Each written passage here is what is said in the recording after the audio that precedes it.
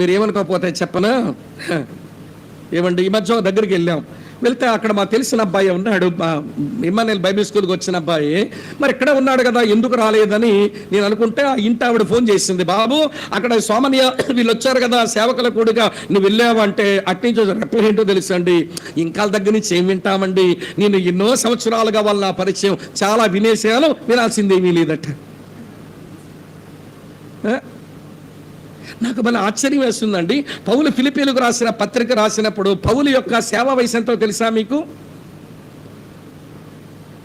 అపోస్తలుడైన పౌలు ఫిలిప్పీలకు పత్రిక రాసినప్పుడు అతని సేవా వయసు ఎంతో తెలుసా మీకు?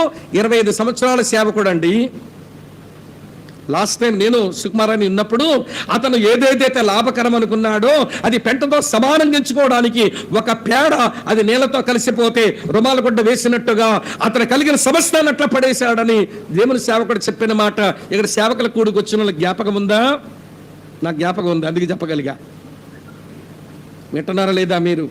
ఇప్పుడు చెప్తాను. 25 సంవత్సరాల సేవకుడు యేసు గూర్చి జ్ఞానం ఎరగాలని ఉంది, ఆయన శ్రమలలో పాలివాడునోటి ఎట్టుదో ఎరగాలనుంది, ఆయన పునరుత్థాన బలమును ఎరగాలనుంది. నేను ఇదివరకే పట్టుకున్నానని నేను అనుకోను, ఇదివరకే గెలిచానని నేను అనుకోను, ఇదివరకే సంపూర్ణ సిద్ధి పొందానని నేను అనుకోను. ఒరే 25 సంవత్సరాల సేవకుడు పట్టుకోలేదంటావే, పొందలేదంటావే, గెలవలేదంటావే, ఎరగలేదంటావేంటాడు. అంతే.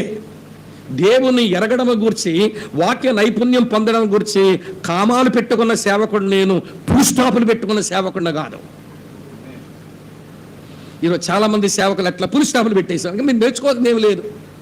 సుకుమార్ గారి దగ్గర నుంచి ఏమి నేర్చుకుంటాం, స్వామి నుంచి ఏమి నేర్చుకుంటాం,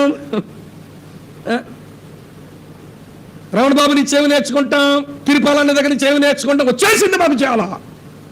నువ్వు ఏ రోజు వినండి, ఈ మాట బాగా వినండి, ఈ మాట బాగా వినండి, ఈ మాట బాగా వినండి. ఏ రోజునైతే నువ్వు నేర్చుకోవడానికి ముగింపు పలికావో నువ్వు రేపు నడిపించడానికి పనికిమాలినోడు. నువ్వు ఈ రోజు నేర్చుకోవడానికి ముగింపు పలికినోడు రేపు నడిపించడానికి వీడు పనికిరానోడు. ఎవరు నడిపిస్తావు సంఘాన్ని? ఏమన్నా అన్నయ్య అర్థమవుతుందండి? నేర్చుకోవడానికి ముగింపు పలికినోడు రేపు నడిపించడానికి ఏం పనికొస్తాడు? ఇంకో విడ్డూరమైన విషయం చెప్పనా, 25 సంవత్సరాల్లో సంఘములో పౌలు చేసిన పొజిషన్స్, హోదాలు, ఎన్ని హోదాలు ముగించాడో చెప్పనా, గుండు గొత్తుక్కమంటది మీకు. 25 సంవత్సరాల సేవకుడు సేవలో ఎన్ని ఉద్యోగాలు చేశాడో చెప్పి ఆయన ఇంకంటాడు, నేను ఇంకా ఎరగాలి, ఇంకా తెలుసుకోవాలి, ఇంకా నేను పట్టుకోవాలి అన్న అతను ఆరాటం చూస్తుంటే అప్పటికే సంఘంలో అతను చేసిన ఆఫీసర్స్ హోదాలు 7 హోదాలు ముగించాడండి. ఫస్ట్ హోదా అపోస్తలుడు, చేసేసాడు ఆ ఉద్యోగం. 2వ హోదా సువార్తికుడు, ఆ పని కూడా చేసేసాడు. 3వ హోదా సంఘ స్థాపకుడు, ఆ పని చేసేసాడు. 4వ హోదా కాపరి, ఆ పని చేసేసాడు. 5వ హోదా బోధకుడు, టీచర్, ఆ పని చేసేసాడు. 6వ హోదా పరిచారకుడు, ఆ పని చేసేసాడు. 7వ హోదా నాయకుడు, కొంతమంది నాయకులు నియమించే నాయకుడు అయ్యాడు, ఆ హోదా కూడా చేసేసాడు.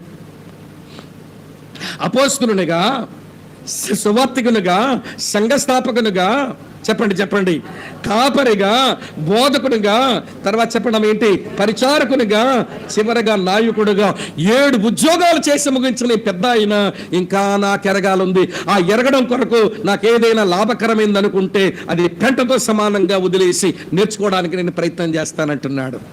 హల్లెలూయా. ఇప్పుడు చెప్పండి, అధిక వాక్య నైపుణ్యం ఉంది. నేను పాత నిబంధనలు ఎజ్రా గురించి మాట ఉంటుంది తెలుసా? ఎజ్రా గురించి ఉన్నమాట చెప్పండి ఒకసారి. ఎజ్రా పుస్తకం 7వ అధ్యాయంలో మీ కొరకే చదువుతాను, చూడండి, ముగింపుకు వచ్చేస్తున్నాను.